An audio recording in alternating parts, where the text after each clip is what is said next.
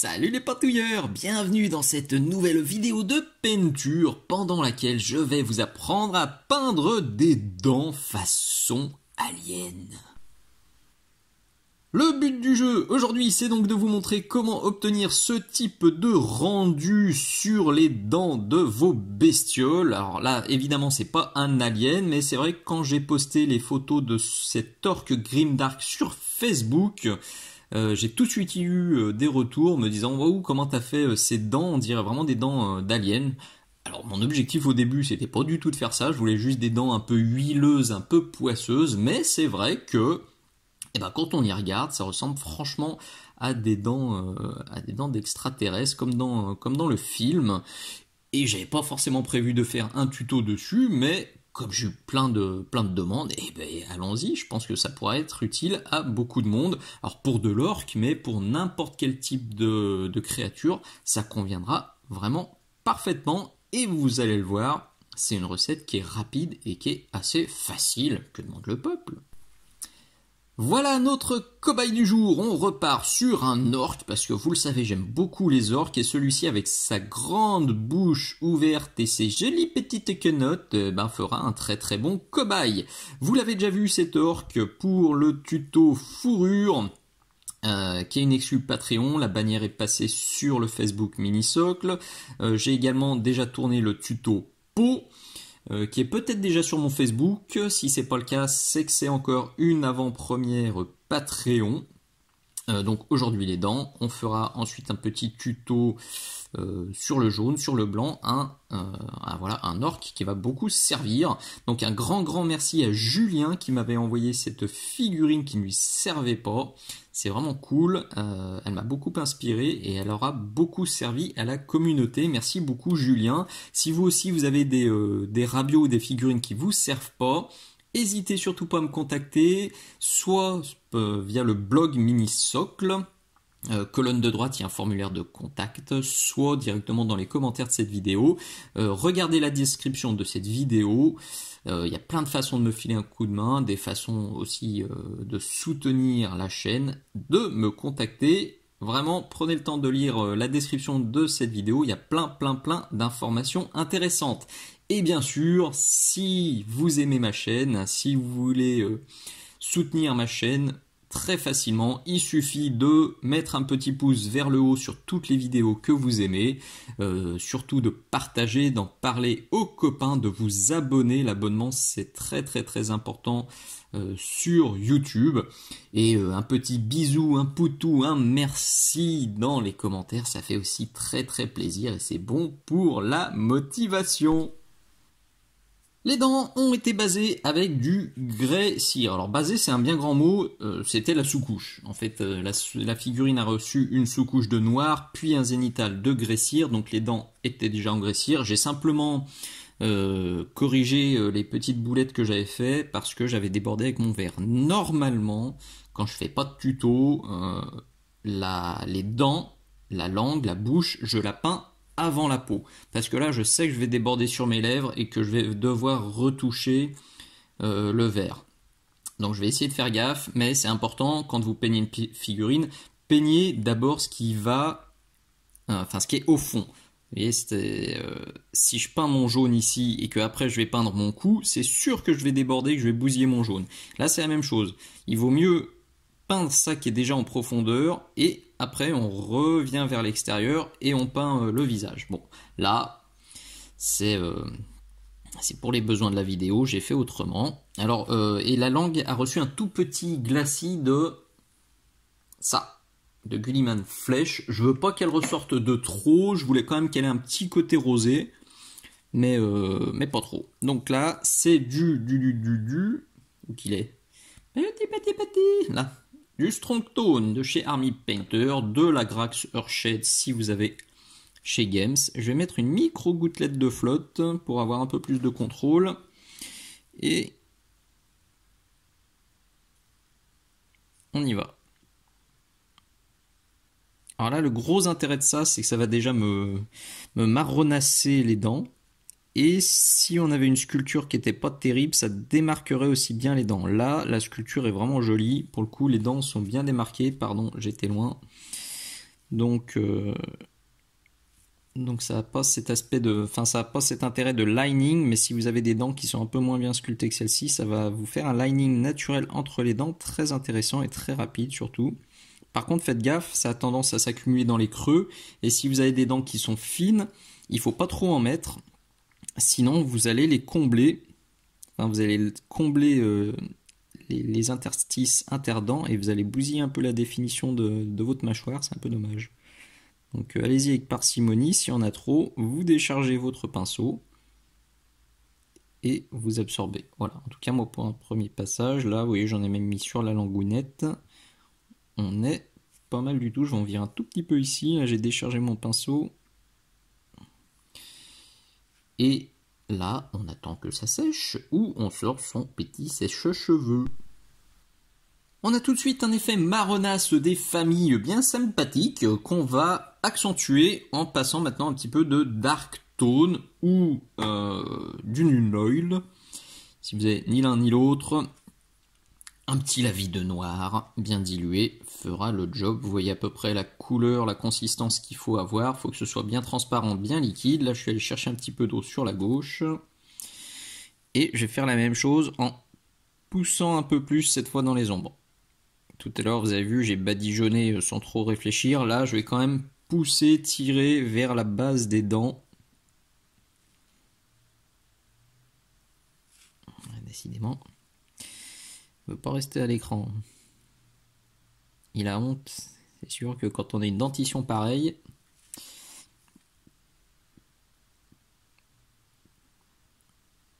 hop, je ne fera pas de la pub pour des chewing-gums ou des brosses à dents. Voilà, tac, on accentue gentiment ça. Oh, j'ai oublié de le dire, tout le matos, comme d'hab, que j'utilise, c'est dans la description. Là, je suis sur un DaVinci Maestro, ça doit être un taille 0. Ouais, c'est ça. Hop, un taille 0. Si vous cherchez le lien de la poignée, toutes les peintures, ça aussi, c'est tout dans la description de la vidéo.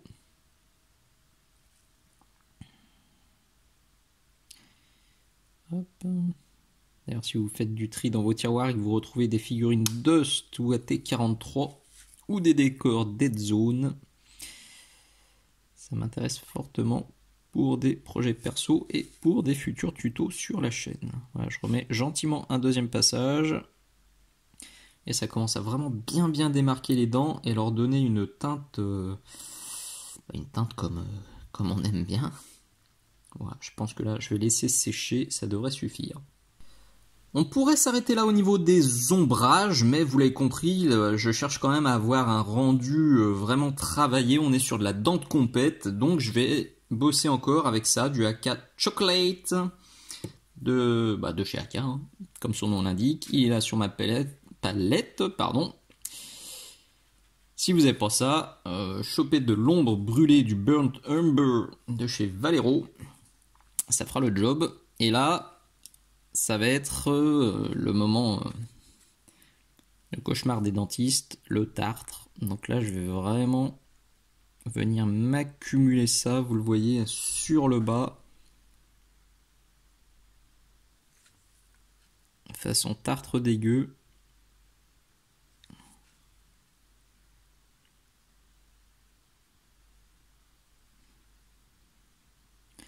Donc je le redis, c'est du travail précis. Si vous voulez aller plus vite sur de la figurine de jeu, bien sûr, vous pouvez sauter des étapes. Mais là, je vous montre exactement comment j'ai procédé pour obtenir mes dents aliens.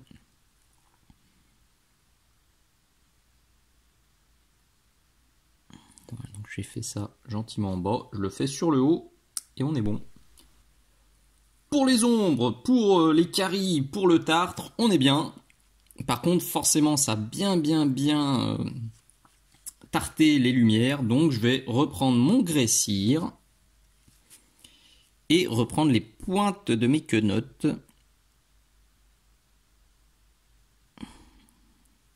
pour booster la lisibilité de chacune.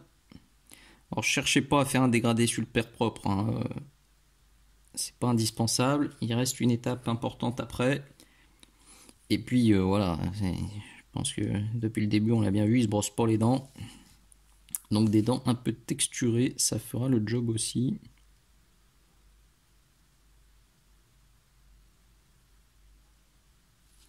Je me pose toujours la question, hein, quand je peins les dents du haut, logiquement, dit Lumière Zintal, je devrais éclaircir vers le haut, mais souvent quand j'éclaircis le haut, ça me plaît pas trop. Donc j'éclaircis le bas pour focaliser un peu l'attention sur le milieu de la bouche.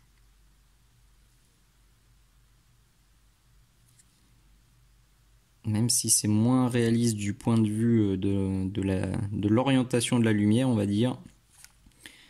Je trouve ça plus logique.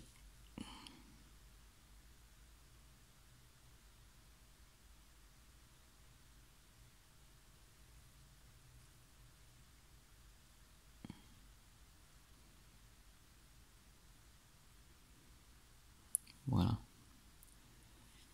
Il a retrouvé son joli sourire.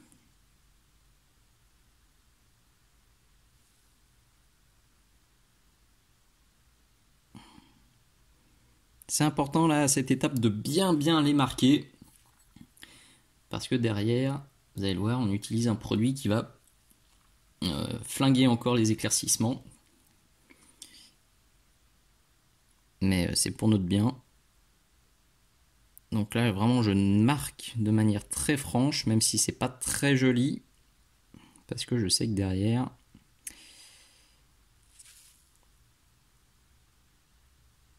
ça va être atténué. Donc, pas de panique. Voilà. La dernière étape, c'est aussi la plus importante et elle va impliquer ce produit-là, le Tamiya X19 Smoke. C'est un produit assez particulier que j'utilise en général pour le sang et pour tout ce qui est effet de chitine, de bave, de trucs baveux, poisseux, de pus, de trucs comme ça. C'est vraiment très pratique.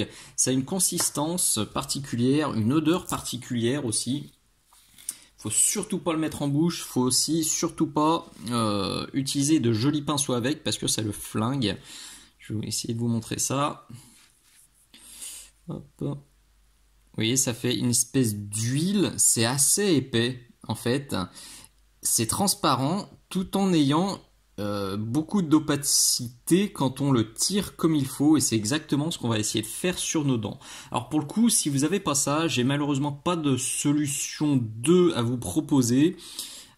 Franchement, c'est un produit qui est très intéressant à avoir dans votre espace peinture avec celui-ci, le X27 qui sert aussi pour le sang. On trouve ça très facilement en magasin de modélisme. Franchement, si vous n'avez jamais testé, l'essayer, c'est l'adopter. C'est assez économique comme pot parce que celui-ci, je pense qu'il a 4 ou 5 ans. Si on le ferme bien, ça dure des années et des années. Par contre, je le redis, utilisez pas un bon pinceau parce que ça sèche assez vite entre les poils et ça flingue les bons pinceaux. Donc là, ça va être tout simple. Je vais simplement en prendre un peu, j'en mets sur ma palette. Ça se dilue pas super bien à l'eau. En général, je l'utilise pur, mais là, comme c'est des petites surfaces, je vais quand même essayer de le diluer un peu et faire 2 passages dilués plutôt qu'un passage bourrin. On veut quelque chose d'assez transparent. À la base, ça, c'est utilisé pour teinter les cockpits d'avion. Voilà, là, je pense que la dilution est bien et ça sèche très vite, même sur palette humide. Donc, il faut procéder assez rapidement. Là, je me pose pas trop de questions, je barbouille.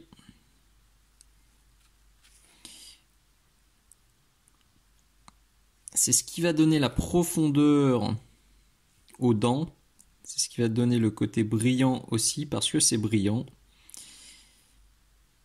Par contre, faites encore plus attention qu'avec les lavis du début, parce que ça, quand ça sèche, ça fait vraiment une grosse croûte. Donc si vous en mettez trop dans les espaces interdents, ça va vraiment combler le truc et ce sera pas joli.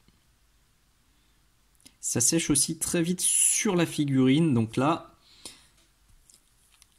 si jamais on le travaille trop, en fait ça va se décrocher par petites plaques et ça va faire un truc pas très propre. Donc voilà, vous avez vu comment j'ai procédé, j'ai fait super vite, je laisse sécher et comme dit, je ferai un second passage.